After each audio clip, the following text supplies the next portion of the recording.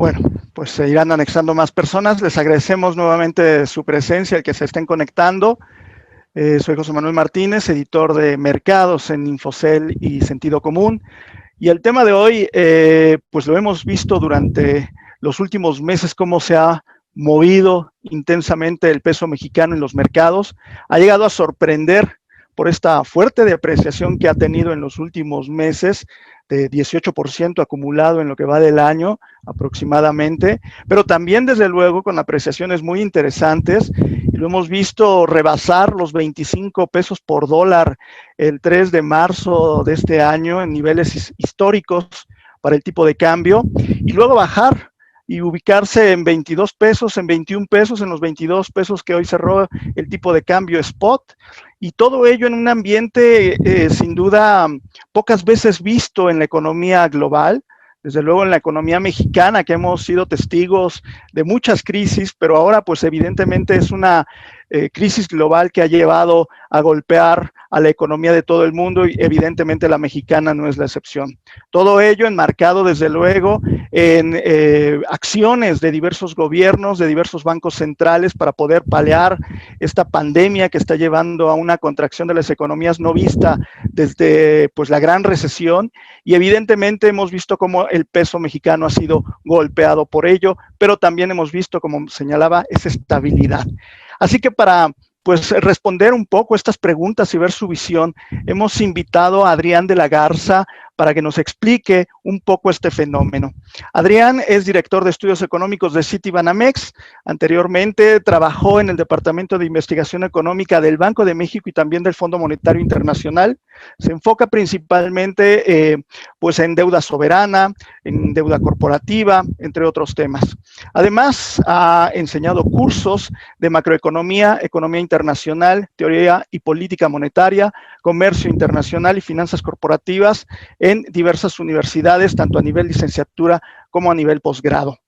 Recibió su título de licenciatura en Matemáticas y Economía con honores en la Universidad de Pensilvania, y además tiene un doctorado en Economía por la Universidad de Yale. Así que, Adrián de la Garza, te damos la bienvenida y gracias por aceptar esta invitación para platicar con los usuarios de Infocel y de Sentido Común, y pues presentarnos tu visión respecto a la economía y desde luego al tipo de cambio, que es donde centraremos esta charla y que esperamos, insisto, nuevamente sus preguntas. Adrián, el foro es tuyo, por favor, tienes una presentación y estaremos atentos a lo que digas.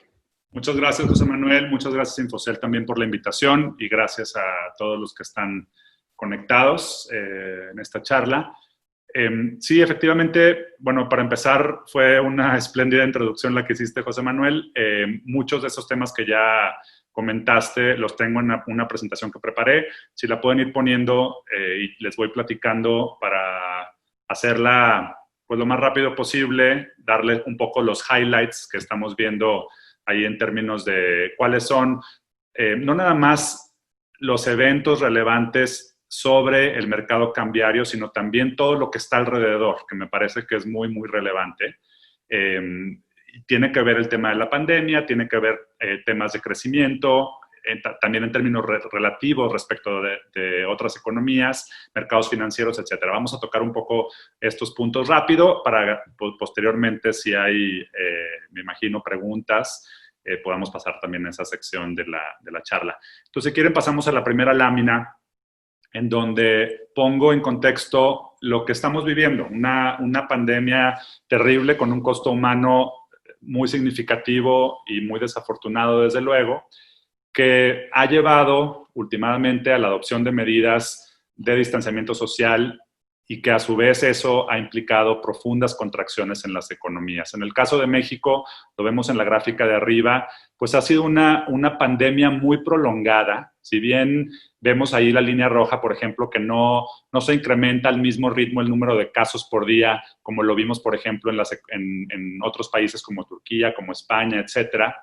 Lo ha venido haciendo de forma paulatina, y esto es el número de casos oficiales. Hay mucha evidencia y desde mi punto de vista contundente de un subreporte significativo en el número de casos y también en el número de muertes. Pero bueno, independientemente de eso, el tema de que ha sido una pandemia muy prolongada, pues tiene costos importantes sobre la actividad económica, no solo en el corto plazo, sino también en el mediano plazo. Y pensando en esos costos para el país, sobre todo en términos relativos, pues ya vamos a empezar a ver cómo esto empieza a impactar al tipo de cambio directamente y a las expectativas del tipo de cambio. Hacia el final vamos a ver una gráfica, por ejemplo, en donde vemos la depreciación acumulada de las monedas o apreciación en algunos casos.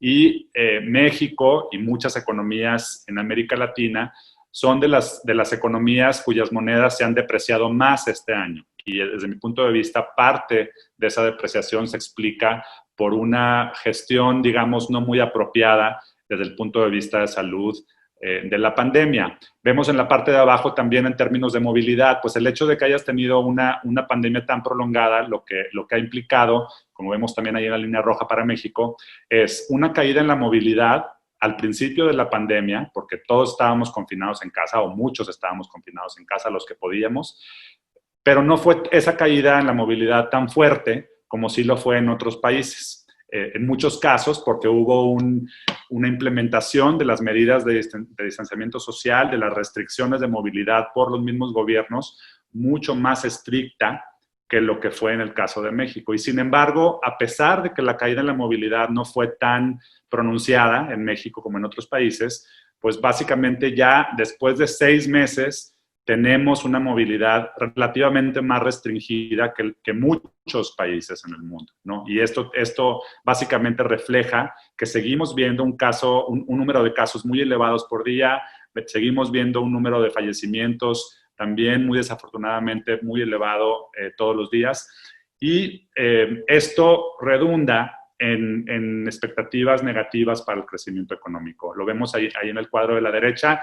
Para todo el mundo estamos previendo una contracción muy importante en la actividad económica, 3.7% de caída en el PIB global, sobre todo pues pensando, por ejemplo, en los países industrializados, en Estados Unidos notablemente, que tiene una relación muy, muy estrecha con México en particular, pero ya en esta lista de países muy selectos que pongo aquí, pero les puedo anticipar que esto es el caso si incluyéramos muchas más economías, pues la caída para México en 2020 es de las más pronunciadas. Esto es un tema que definitivamente incide sobre las expectativas del tipo de cambio. Si pasamos a la siguiente, por favor. Entonces, justo lo que les decía en términos de qué tan profunda ha sido la caída, pues lo vimos en la gráfica anterior con esta expectativa al día de hoy nuestra de menos 11.2% en términos de la contracción para 2020. Ya vimos, por ejemplo, que Banco de México el día de hoy actualizó sus expectativas también para el crecimiento y de un menos 7.2 en promedio con distintos escenarios que estaban previendo hace 3 meses, revisaron su expectativa a la baja a menos 11, muy en línea con lo que tenemos nosotros. Entonces, el tema es que no es nada más la profundidad en esta coyuntura actual de la contracción que se espera, sino también se espera una muy lenta recuperación. Aquí estamos viendo para prácticamente todas las economías para las que hacemos pronóstico nosotros en Citi a nivel global, que son prácticamente todas. Estamos viendo que México es uno de los países que tiene la última fecha de recuperación a los niveles de PIB que teníamos a finales de 2019. Entonces, esperamos que sea una recuperación muy, muy prolongada, que tiene que ver definitivamente con la gestión de la crisis desde el punto de vista sanitario, la gestión de la crisis también desde el punto de vista financiero, yo diría más bien de finanzas públicas, el hecho de que no ha habido apoyos muy significativos por parte del gobierno. Y esto también a pesar de que sí ha habido apoyos muy sustantivos por parte del Banco de México, de los cuales también podemos platicar más adelante si gustan. Pero es una recuperación lenta que también incide sobre las perspectivas del tipo de cambio.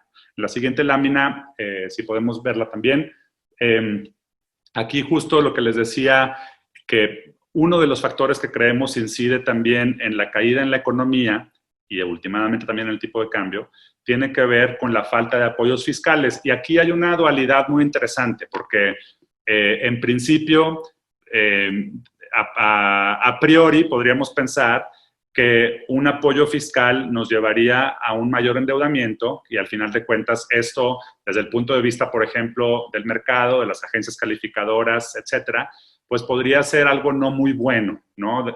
Pensando en que a lo mejor va a ser una deuda difícil de pagar. Desde nuestra perspectiva, si bien eso es cierto, a un nivel muy elevado de deuda, sí consideramos que un nivel relativamente más moderado de un endeudamiento adicional sí podría ser positivo, pensando en que podríamos endeudarnos en 1 o 2 puntos del PIB más de lo que ha sucedido hasta este momento, utilizar esos recursos para paliar los efectos de la crisis, para apoyar a las empresas, para apoyar a los hogares, para mitigar la pérdida de empleo, y en ese sentido la caída de la actividad sería menor. Y entonces, si vemos como a los economistas nos gusta y a los participantes del mercado, como las agencias calificadoras, por ejemplo, los niveles de deuda como proporción del PIB, el hecho de que el denominador, el PIB, no caiga tanto, ayudaría a que el deterioro en este indicador de deuda PIB no sea tan pronunciado como sí lo sería, como sí creemos que va a ser en un escenario en donde no hay apoyos desde el punto de vista fiscal. La siguiente, por favor. Ahora, otro tema muy relacionado, desde luego, tiene que ver con la inflación. Un determinante importante del tipo de cambio, sobre todo pensando en el mediano y largo plazo, pues tiene que ver con la inflación y sus expectativas y cómo se ven los datos observados y estas expectativas en una comparación con el resto de los países. Lo que estamos viendo en el caso de México es que la inflación se mantiene persistentemente alta, aunque con diferencias importantes entre componentes. Aquí ha habido mucha volatilidad en la inflación en los últimos meses. Vimos, sobre todo al principio de la pandemia, por ahí de abril, mayo, caídas muy importantes en la inflación, sobre todo reflejando una caída en algo que llamamos el componente no subyacente, en donde hay muchos elementos, pero uno que destacó en ese momento fue la caída en los energéticos a nivel mundial.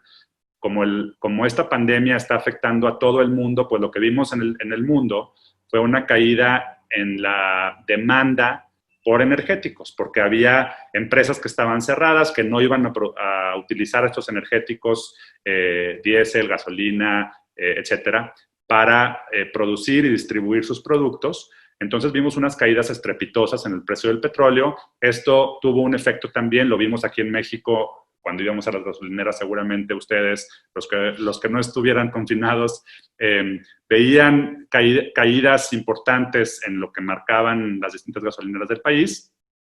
Pero esto se revirtió en los meses posteriores y lo que hemos visto son inflaciones relativamente más elevadas en algunos productos muy particulares, por ejemplo, los alimentos. Y seguramente también si están pidiendo el súper a domicilio o si están yendo al súper a hacer sus compras, pues en algunos productos habrán notado que hay incrementos en sus precios. Lo vivimos todo también tratando de buscar desde las toallitas desinfectantes hasta el papel de baño, pero esto no se extendió solo a esos productos, también, por ejemplo, en alimentos procesados, por ejemplo, fue algo muy notorio, en bebidas alcohólicas y no alcohólicas, en tabaco, etcétera. Pues también porque estamos viviendo todos en nuestras casas, confinados, cocinando más, no compramos a descuento o en volumen, como lo puede hacer un restaurante, por ejemplo. Entonces, al final de cuentas, vemos que en estos ciertos rubros estamos viendo aumentos en la inflación. Sin embargo, en otros rubros, por ejemplo, los que tienen que ver más con los servicios, notablemente los turísticos, por ejemplo, los servicios de entretenimiento, pues han experimentado caídas importantes. Y es algo que es muy importante no perder de vista, porque si bien en general hemos visto este aumento en la inflación, creemos que a su interior se ve de forma diferenciada estos efectos y además en aquellos bienes en donde estamos viendo y servicios, aunque en menor medida, que estamos viendo incrementos, pensamos que va a ser un efecto temporal y que en ese sentido posiblemente el Banco de México no va a estar muy preocupado sobre eso. Ahora, en la siguiente, por favor. Esto me da espacio para hablar de un tema también de forma muy breve, que tiene que ver con la postura monetaria por parte del Banco de México. Y ahorita abundo también en un tema también relacionado con Banco de México, pero este tema de esta disyuntiva entre lo que está pasando en el crecimiento económico con unas caídas muy estrepitosas en el empleo, en el crecimiento en general, contra una inflación que se mantiene dentro del rango de variabilidad de Banco de México, que es una meta puntual de 3% para la inflación, pero con un intervalo de variabilidad de más o menos un punto porcentual. Ahorita estamos en 4, justo en la parte más arriba de ese intervalo de variabilidad de Banco de México. Con estas subidas en la inflación que se ha visto recientemente, podríamos pensar que el espacio para bajar la tasa de interés más por parte de Banxico se está agotando. Y sí es posible, sobre todo pensando en que ya tenemos desde hace un año, desde agosto del año pasado, en donde hemos visto disminuciones. Cada reunión de política monetaria, más o menos cada mes y medio, Banco de México ha disminuido la tasa de interés. Primero 25 puntos base cada vez, y luego, desde que empezó la pandemia, aceleraron el ritmo de las disminuciones y la magnitud de los recortes a 50 puntos base en todas las reuniones a partir de marzo, abril, mayo, etcétera. Entonces, en algún momento, pues ya podría decirse que estamos acercándonos a ese límite mínimo con el que Banxico se sentiría cómodo, que nosotros estimamos que va a ser una tasa de 4%, ahorita está en 4.5%. Si lo vemos desde la perspectiva de una comparación con otros países, ahí se ve en la gráfica de abajo, pues si consideramos la tasa de interés, pero le quitamos el efecto de la inflación, o más bien de las expectativas de inflación hacia adelante, la tasa de interés en México sigue siendo de las más elevadas respecto de otras economías. Esto nos hace pensar también que todavía hay cierto espacio para que Banxico disminuya sus tasas de interés. Ahora, un tema importante, está en la gráfica de la derecha, es todo lo que tiene que ver con mercados financieros. ¿No? Hemos visto, sobre todo al principio de la pandemia, en marzo, en abril, muy pronunciadamente, salidas de capitales, sobre todo en lo que concierne capital extranjero, ¿no?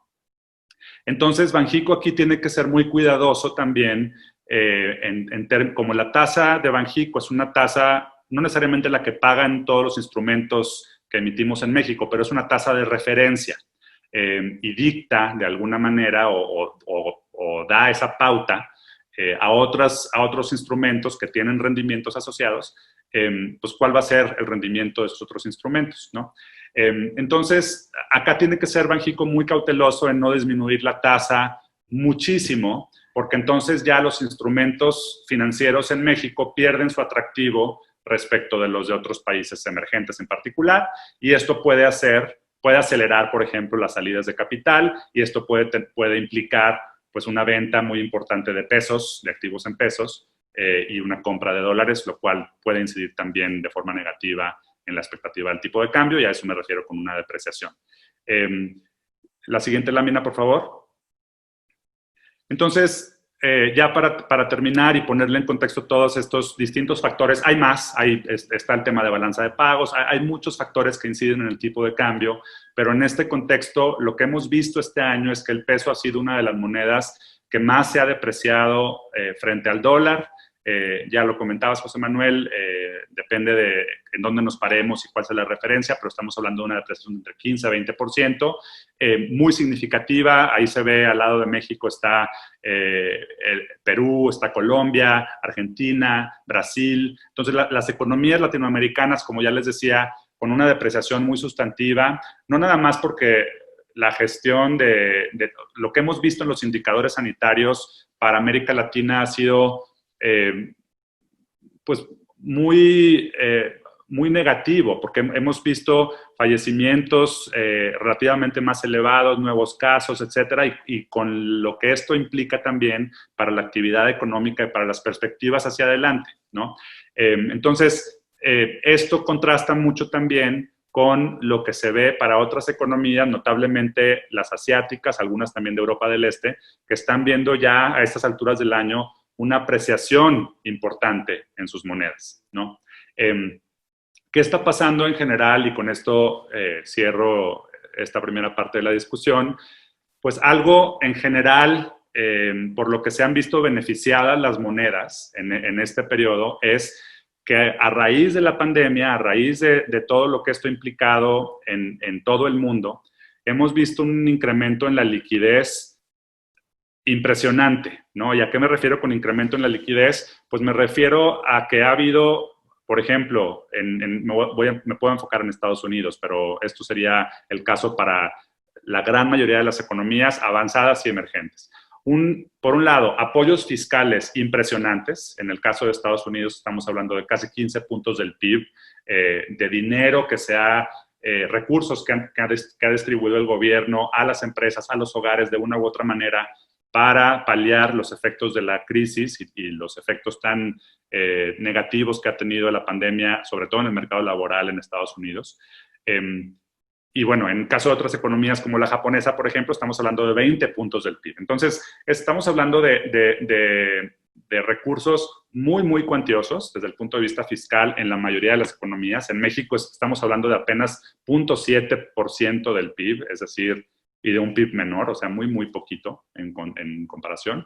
Y por otro lado, desde el punto de vista de lo que han hecho los bancos centrales, y aquí notablemente la Reserva Federal de Estados Unidos, también han emprendido o implementado programas que les llaman de quantitative easing, de relajamiento cuantitativo, que básicamente implica la compra de activos pues prácticamente sin mesura. Muy, muy significativa la manera como la Reserva Federal ha expandido su hoja de balance, los activos que tienen en su poder, sobre todo. Estamos hablando ya de 7 trillones gringos, 7 billones mexicanos de dólares. Y para poner esto en perspectiva, pues el PIB de Estados Unidos es de 21 billones, un poquito más. Entonces, como una tercera parte de lo que se produce en Estados Unidos es lo que la Reserva Federal tiene en su hoja de balance como activos. Y esto contrasta con lo que veíamos hasta hace unos meses, que era más o menos de 4 billones, ¿no?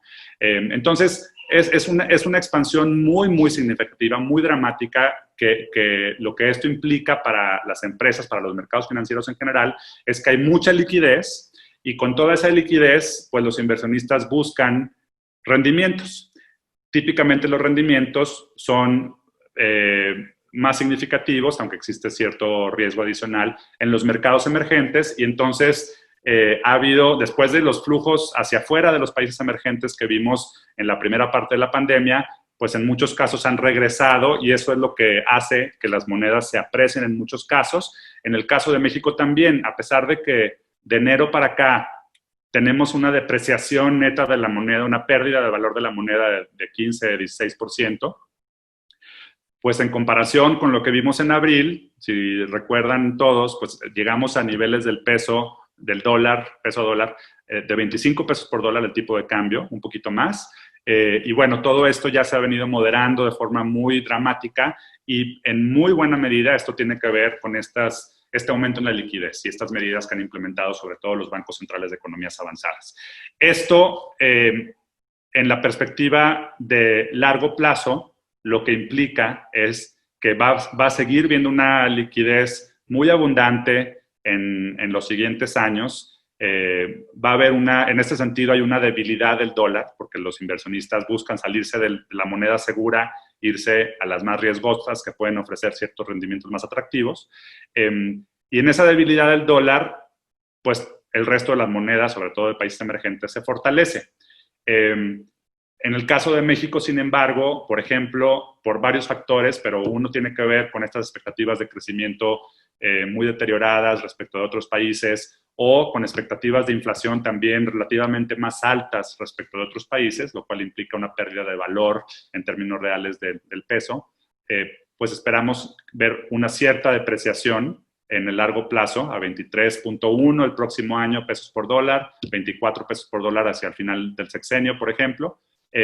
Y esto contrasta con lo que esperaríamos para la mayoría de las monedas, que sería una depreciación menor o en algunos casos incluso una apreciación. Gracias, Adrián. Sin duda una multiplicidad de factores que pues tienen que ver con el tipo de cambio y que nos hacen ver entonces cómo es tan complejo prever también el comportamiento del mismo.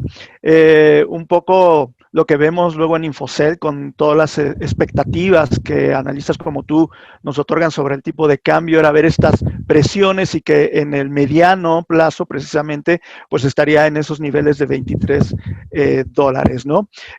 Mencionabas un poco y también había muchas dudas o algunas críticas sobre qué es en realidad lo que podría estar favoreciendo en este momento al peso mexicano después de haber llegado a estos niveles de 25. Si es un dólar débil o un peso fuerte. Definitivamente creo que es lo primero. Creo que hay debilidad del dólar por las razones que ya mencioné, por este tema de liquidez abundante que hay en los mercados financieros actualmente. Hemos visto, por ejemplo, independientemente del peso, si nos alejamos del peso para tratar de evaluar qué tan débil o no está el dólar, hay un indicador que se llama en inglés el DXY, el DXY, que es básicamente, mide la evaluación del dólar respecto de una canasta de monedas que llamamos duras, como el euro, el yen, etcétera. Y lo que hemos visto es una debilidad del dólar ante toda esa canasta de monedas y tiene que ver justamente con estas medidas tan generosas que han sido en el caso de Estados Unidos desde el punto de vista fiscal y desde el punto de vista de lo que ha hecho la Reserva Federal.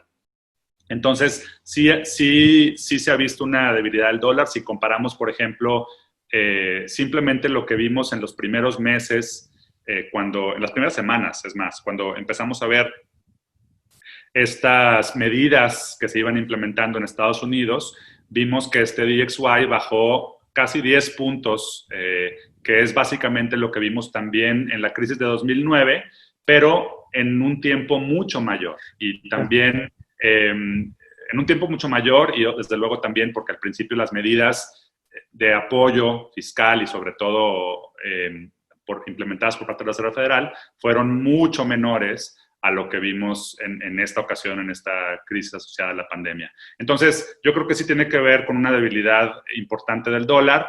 En el caso de México también, algo que ayuda, si nos enfocamos también a los factores locales, pues hablábamos hace ratito muy por encimita de las medidas que ha implementado el Banco de México, medidas extraordinarias en apoyo sobre todo de la liquidez de los mercados. En algún momento, sobre todo, por ejemplo, en marzo, al inicio de la pandemia, cuando los mercados financieros estaban en una turbulencia terrible, pues vimos mucho pánico en los mercados financieros por la parte de las empresas. Posiblemente algunos de los miembros del público que tengan empresas o que estén trabajando en alguna empresa pudieron haber visto, por ejemplo, que se jalaron las empresas muchas líneas de crédito, mucho crédito que tenían ya autorizado en sus bancos, por ejemplo. Vimos un incremento en esos recursos sin precedentes y también hubo mucha demanda por dólares y todo esto también hacía que se incrementaran las presiones sobre el tipo de cambio. Lo que hizo Banco de México en ese momento, y ya había tomado ciertas medidas en anticipación a esto, pero posteriormente hubo más, pues fue abrir la llave a grandes apoyos hacia los mercados financieros en particular, hacia estas empresas que estaban demandando todos estos recursos, también a hogares, aunque yo diría que en menor medida. Y esto, en primer lugar, mandó una señal al mercado de que Banco de México estaba dispuesto a hacer lo necesario para estabilizar la situación desde el punto de vista financiero. Entonces, ya nada más con estos comunicados que emitió, hubo mucha mayor tranquilidad en los mercados, vimos una apreciación posterior del peso, vimos una disminución en las tasas de interés de largo plazo que típicamente tienden a reflejar cosas como incrementos en primas de riesgo, cuando los inversionistas o las empresas están muy nerviosas, por ejemplo, etcétera. Entonces, desde el punto de vista de lo que hicimos en el país, como país, y particularmente en este caso Banco de México, pues también ese factor incidió para estabilizar los mercados financieros y estabilizar justamente las perspectivas del valor del peso respecto del dólar. Claro. Evidentemente, y lo que mencionabas, no es una crisis financiera, no es una crisis de liquidez, salvo, evidentemente hay empresas que la detención, con el aislamiento, no lograron no están logrando ingresos, pero finalmente el sistema financiero hay tantos recursos que por eso hay cierta estabilidad, e incluso los mercados accionarios logran récords en medio de la crisis pandémica, ¿no? Pero aprovechando lo que mencionabas del índice dólar, Hugo Pérez nos comenta que si este índice cayera a niveles de 80 puntos, ¿qué implicaría entonces para el peso, para el mercado, para el peso y para el mercado de Estados Unidos y México? Ahorita el índice está más o menos en 90 puntos, entiendo. Sí, correcto, un poquito más. Bueno, yo creo que una caída a 80 puntos sería una caída muy dramática, lo veo poco probable, sobre todo porque muy posiblemente la mayor cuantía de los apoyos ya se dio, ¿no? Estamos hablando de que, bueno, les comentaba, por ejemplo, en caso de Estados Unidos, pues estábamos hablando de apoyos fiscales por 15 puntos del PIB. Hay esta discusión de si se va a otorgar más apoyos o no. Por ejemplo, había una medida que se otorgó a los hogares que les llegaba un cheque como de $600 a la semana. Es un apoyo sustantivo, pero lo que se está discutiendo ahora es si se puede prolongar ese apoyo, pero ser un apoyo menor, posiblemente, por ejemplo, de $300. Entonces, ya pensamos que la parte más álgida de la crisis pudo haber pasado. Desde luego, esto está sujeto a muchísima incertidumbre y se hacen muchas extrapolaciones porque la verdad es que no sabemos qué puede venir con este virus. Hay todavía muchas incógnitas. Mucha gente hace estas relaciones con lo que sucedió, por ejemplo, en la influenza de 1918, por ejemplo, en donde las olas posteriores de contagios fueron mucho, sobre todo la segunda fue mucho más dura que lo que vimos en la primera ola. Entonces, hay mucha incertidumbre, por ejemplo, de qué puede pasar en el hemisferio norte en un escenario en donde se conjunta el otoño con la crisis por el SARS-CoV-2 y luego un virus de influenza típica, y si esto lo podría hacer peor, por ejemplo. Entonces, no se sabe, ¿no? Entonces hay mucha incertidumbre, lo vemos también en los distintos escenarios que tenemos los analistas para cómo esperamos la paridad del peso dólar, por ejemplo, pero también el crecimiento, la inflación, etcétera. Hay mucha incertidumbre en torno a ello. Entonces, con todo eso, vuelvo al tema de la debilidad del dólar. Yo creo que el dólar se va a mantener débil, sí. Creo que es difícil que por lo menos en el muy corto plazo alcance un nivel de 80 el índice, sobre todo dado lo que ya cayó. Pero bueno, en el caso de que eso se diera, pues definitivamente esto implicaría, para empezar, creo que mucha turbulencia en los mercados financieros, pero fuera de eso, en el mediano plazo tendería a favorecer al resto de las monedas y particularmente a las emergentes. Una parte de lo que mencionabas y precisamente una pregunta de Carlos Castro es que pues, México tiene una política de finanzas públicas restrictiva, no tomaría niveles de deuda y eso lo ha dejado muy claro el presidente Andrés Manuel López Obrador, aunque la deuda crezca en términos del PIB por la caída del PIB. Pero ¿no será entonces más fácil salir de esta crisis en el tiempo con esta política? Y otros países, Carlos Castro cita a otras economías como Brasil que pudieran salir antes que México, es decir, esto sería uno de los principales elementos que hagan que México esté rezagado en el crecimiento.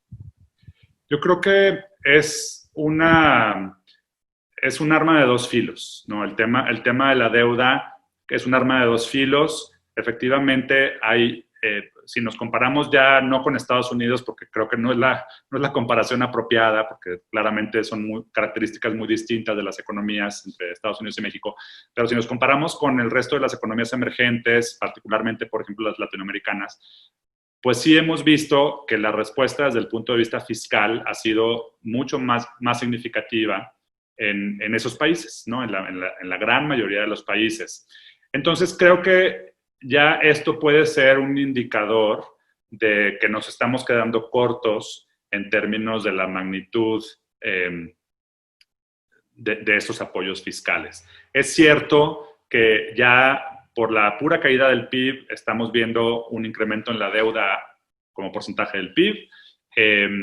Y sin embargo, también habría que poner este indicador en particular para México en una comparativa con el resto de las economías. Y como estamos viendo que muchas otras economías están endeudándose de forma importante para poder otorgar estos recursos en este mercado donde hay abundantes recursos, abundante liquidez, como ya lo decía, pues en muchos casos esta deuda está saliendo relativamente barata. Ahora, un tema muy importante, y por lo que menciono que es una arma de dos filos, es porque en una perspectiva de mediano a largo plazo va a ser muy importante cuál termina siendo ese nivel de deuda, qué tan sostenible es ese nivel de deuda, y si como país, dado que estás sujeto a mucha incertidumbre, a que posiblemente haya una segunda ola de contagios, etcétera, todo eso no sabes qué puede implicar para la sostenibilidad de las finanzas públicas de los distintos países. Entonces, el gobierno en México ha errado del lado de la cautela, entre comillas, porque piensan que siendo conservadores desde el punto de vista fiscal, pues primero no nos endeudamos más, pero segundo, a lo mejor podemos guardar balas, eso no lo han dicho así, pero puede ser una interpretación, nos guardamos balas para algo que pueda deteriorarse en un futuro, dada toda esta incertidumbre. Sin embargo, lo que es cierto es que hoy y en los últimos 6 meses, los hogares, las empresas, la economía en general está enfrentando esas presiones y no estamos haciendo nada o estamos haciendo muy poco para paliar, para mitigar esos efectos tan nocivos sobre la economía, sobre la pérdida de empleo. Y a mí lo que me preocupa en ese sentido es, sí, estamos viviendo una crisis de incertidumbre, definitivamente, mucho mayor a lo que vimos en términos de incertidumbre en otras crisis, como la de 2009, por ejemplo, pero se está volviendo muy rápidamente una crisis de empleo, una crisis en el mercado laboral, una crisis de destrucción de empresas, y lo que preocupa de eso es que una vez que destruyes una empresa, o se destruye una empresa, para no hablarlo de forma directa, pues toma mucho tiempo que se vuelva a crear, ¿no? Y entonces, igual que los empleos, toma tiempo. Si yo me quedo sin trabajo, ponerme a buscar, encontrar alternativas, hacer entrevistas, todo ese proceso toma mucho tiempo, y si lo extrapolamos a toda la economía y el tamaño del mercado laboral, pues eso puede incidir en una recuperación muy, muy lenta del mercado laboral en general, lo cual tiene efectos de retroalimentación sobre toda la economía. Si todo el mundo o una gran parte de la población se queda sin trabajo, por ejemplo, o tiene un trabajo menos remunerado, por ejemplo, que puede ser también algunos casos, o en la informalidad, por ejemplo, todo eso tiende a implicar un menor consumo, porque tenemos una pérdida del poder adquisitivo, tenemos una pérdida en nuestra capacidad de gasto, y entonces esto también implica un crecimiento más lento en el mediano plazo. Claro. Hay varias preguntas y les agradezco mucho su participación en este webinar. Estamos platicando con Adrián de la Garza, director de Estudios Económicos de Citibanamex. Y algo que hay una constante es en cuanto a la tasa de interés de Banco de México. Tú decías que Banco de México ya no se sentiría a gusto disminuyendo más la tasa de interés con una inflación que está pues ya cercana a su objetivo de 3 más menos un punto porcentual, más bien de más un punto porcentual, y hay quienes dicen que no se estará apostando mucho precisamente a la baja en la tasa de interés, en lugar de, pues, un poco a lo mejor lo que señalas de la política fiscal, pero qué tanto se está apostando a una tasa de interés y que pueda ser un poco ineficiente para poder, pues, tanto apoyar el crecimiento como mantener a la moneda estable. Sí, es muy buena pregunta. Yo creo que ahí está la encrucijada, y Banxico creo que lo ha hecho muy bien en términos de plasmar el dilema en el que se encuentra, porque han venido disminuyendo la tasa de interés de forma cautelosa, yo diría, en 50 puntos base cada vez. Hemos visto que los decrementos han sido más pronunciados en otras economías, más rápidos también. En el caso de Banco de México ha sido más cauteloso y sobre todo pensando también que veníamos de niveles muy, muy elevados de una tasa de 8.25 en agosto del año pasado. Ya había disminuido a 7% antes de la pandemia, pero todavía esta tasa de 7% era muy elevada en términos nominales comparado con la de otras economías y en términos reales, que ya lo comenté también. Entonces, a pesar de todo eso, han sido cautelosos, se han movido en esa dirección. Han dicho ellos mismos, y yo coincido, en que no es suficiente apoyo desde el punto de vista monetario, lo que pueda representar disminuciones en la tasa de interés. ¿Por qué? Pues, por ejemplo, porque hay distintos canales que afectan la transmisión de la política monetaria, como tú bien sabes. Uno de los más famosos es el de crédito, por ejemplo, y el de las tasas de interés. Y entonces acá la expectativa es que con una tasa de interés más baja, pues por ejemplo las empresas, los hogares, puedan acceder a productos crediticios con tasas también más bajas, ¿no? Sin embargo, sabemos también que México tiene una penetración financiera limitada. ¿Qué quiere decir esto? Que el tamaño del mercado de crédito es chiquito en comparación con el de toda la economía, por muchas razones. Pero dado que es limitado, entonces esto hace que el alcance de esas disminuciones en la tasa de interés sea también más limitado y por eso es importante acompañar esas disminuciones en la tasa de interés con otras medidas. Parte de ello lo ha hecho Banco de México con esta plétora de medidas extraordinarias que ha implementado, que ya comenté, sobre todo lo que tiene que ver con dar liquidez a los mercados, apoyar el mercado cambiario, también otorgar más, que los bancos otorguen más crédito a las empresas y a los hogares. Y lo que desde mi punto de vista falta es medidas fiscales más contundentes, más cuantiosas, que lleguen directamente a todos los hogares, no nada más, por ejemplo, en este caso, los que mencioné, a los que tienen acceso al mercado de crédito, sino también, por ejemplo, a los trabajadores que están en la informalidad, como está sucediendo en otros países, que simplemente, que en algunos casos estamos viendo que no lo gastan, pero por lo menos eso proporciona cierto grado de certidumbre de que tienes esa liquidez y, por ejemplo, pues en ese caso podrías no salir de tu casa, podrías quedarte confinado más tiempo, lo cual ayudaría a mitigar la dispersión del virus y últimamente también redundaría en un mayor crecimiento económico o una menor caída. Entonces, sí creo que es un juego difícil el que está jugando Banco de México. Creo que lo que ha hecho hasta este momento es muy importante y ayuda a la economía y esperamos todavía, como yo les decía, que siga disminuyendo la tasa de interés un poquito más, 50 puntos base más, tenemos estimado nosotros ahora en septiembre 25 puntos base y luego en noviembre otros 25.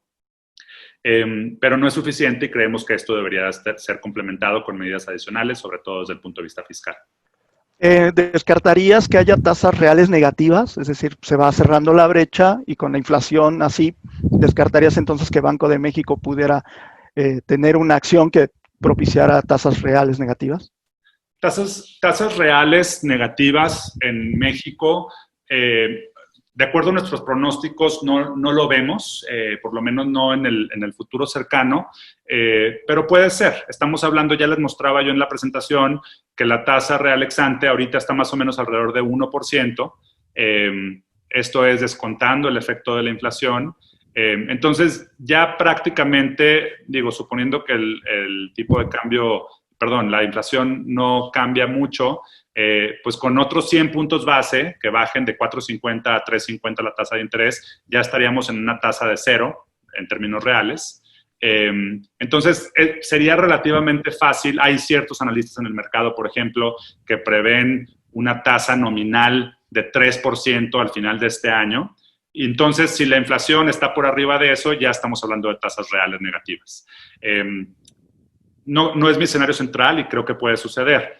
Lo que definitivamente no creo que pase es la discusión que sí se está dando en otras economías como en Estados Unidos y como ya lo estamos viendo en algunas economías como en Alemania, en Japón, etcétera, que son tasas nominales negativas. Si la tasa nominal es la que vemos a la hora que vamos al banco y nos dicen la tasa es 5% o lo que sea, esa tasa nominal negativa sí se ve muy complicado, primero porque estamos muy lejos, segundo porque enfrentamos retos muy distintos de estabilidad financiera, de inflación que no ha bajado de la meta del Banco de México de 3%, etcétera. Gracias. Les agradezco mucho su participación. Nos quedan unos 10 minutos, pero hay preguntas muy interesantes. Y una es, ahora los drivers que tenemos que ver hacia futuro para ver cómo se mueve el peso. Y, por ejemplo, Eugenio Gallegos pregunta si el panorama de las elecciones en Estados Unidos pudiera afectar, desde luego, el desempeño de la moneda mexicana. Se depreció al inicio, como decíamos, se recuperó. Biden no apoya los proyectos de Andrés Manuel López Obrador, del presidente mexicano, que están más alineados a los del presidente Donald Trump, como energías limpias, pone como por ejemplo. Y pues, ¿cómo ves esta situación de las elecciones? ¿Quién, el peso sería más demócrata, el peso sería más republicano? ¿Cómo lo ves? Lo veo como que van a ser meses en donde la volatilidad va a prevalecer. Ese es el punto número uno. A pesar de que la volatilidad en el mercado cambiario ha disminuido bastante, luego de esos meses turbulentos que comentábamos al principio de la presentación, en abril, mayo, etcétera, ha disminuido bastante, pero seguimos viendo niveles de volatilidad en los mercados cambiarios en general más elevados que lo que veíamos en una situación pre-pandemia. Yo creo que esa volatilidad, esa incertidumbre va a prevalecer. Hay muchos elementos, no nada más las elecciones, ahorita hablamos rápido de las elecciones, pero está primero que nada, por ejemplo, el paquete económico que va a entregar la Secretaría de Hacienda en la primera semana a más tardar el 8 de septiembre al Congreso, que es básicamente el presupuesto para 2021.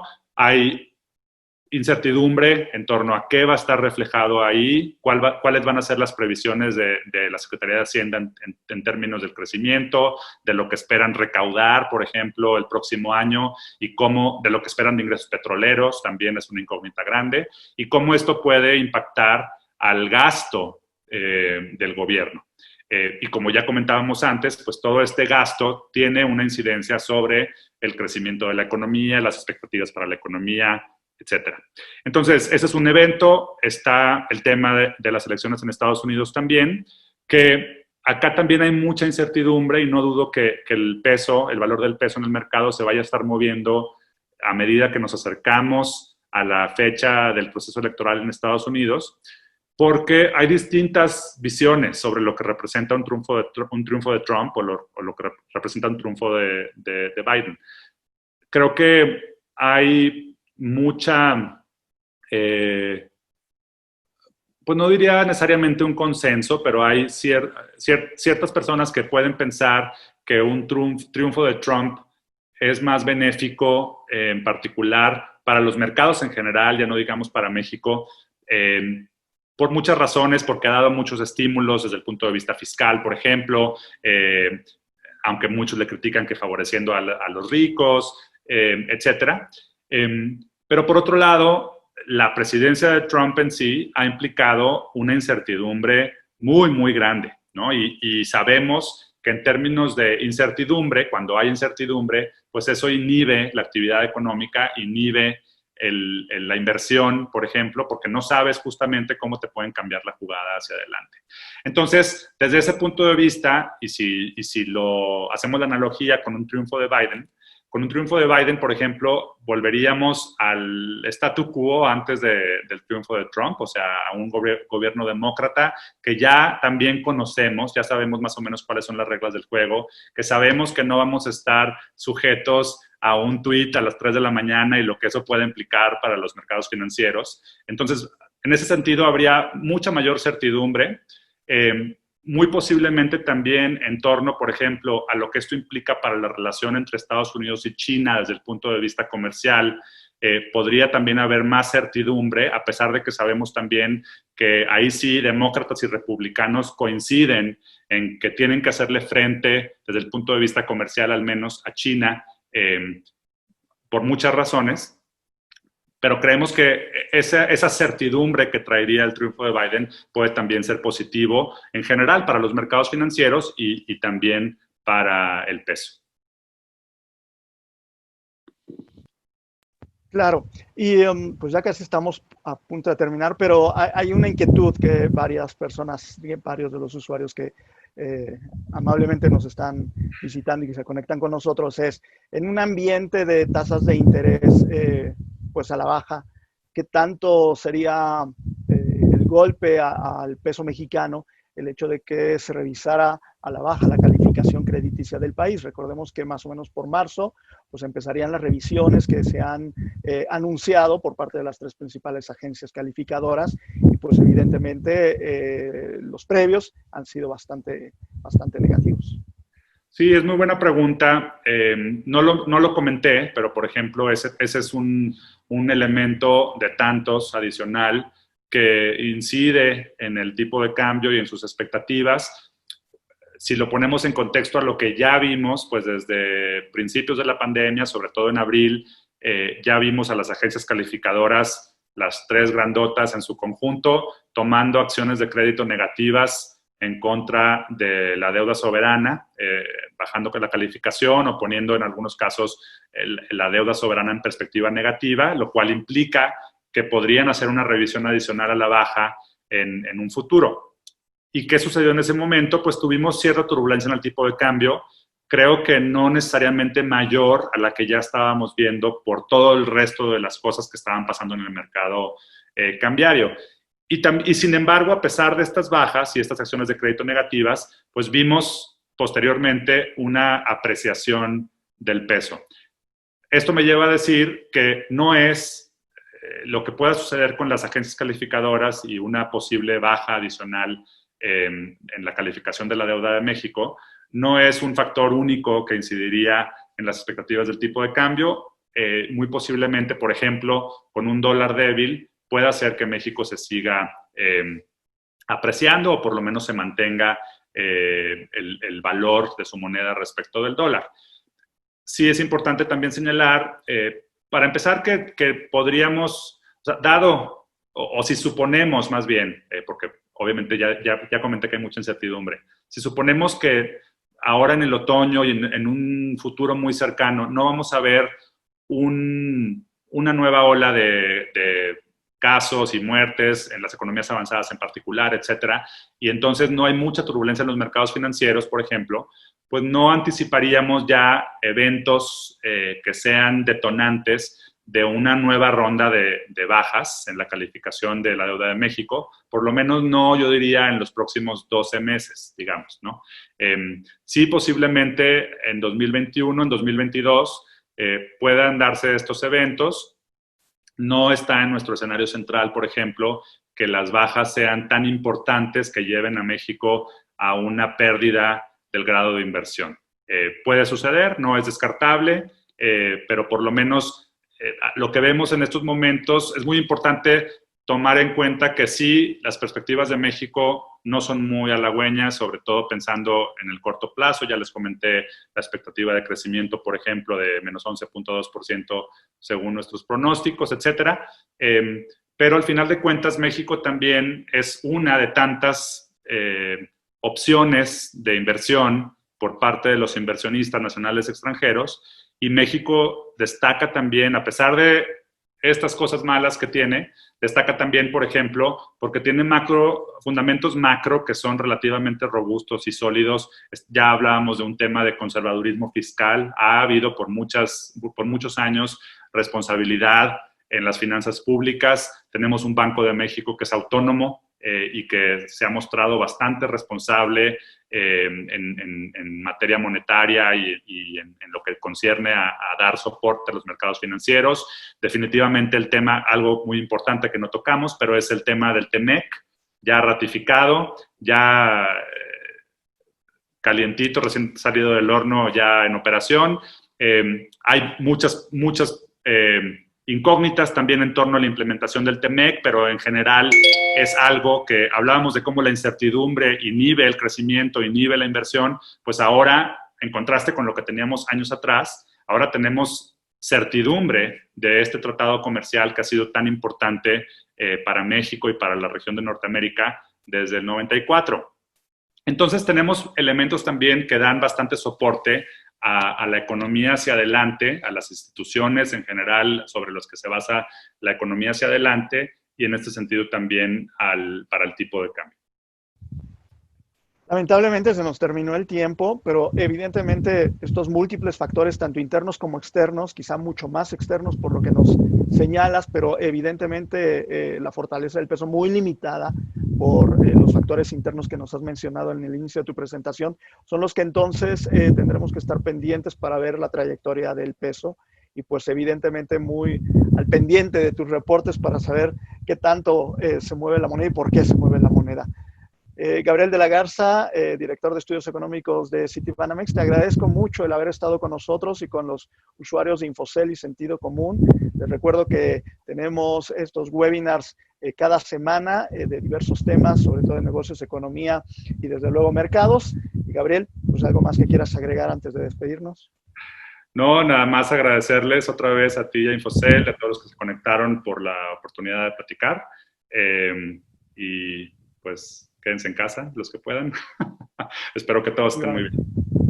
Pues muchísimas gracias, Gabriel. Gracias a todas las personas que se conectaron. Quedaron quizá alguna pregunta pendiente, pero que también, si bien al inicio de la presentación puede tener respuesta, les recuerdo que pues, pueden consultar nuestras redes sociales, tanto en Twitter como en Facebook e Instagram, que también tenemos una gran actividad. Gracias a todos y nos vemos en una siguiente entrega. Gracias. Gracias.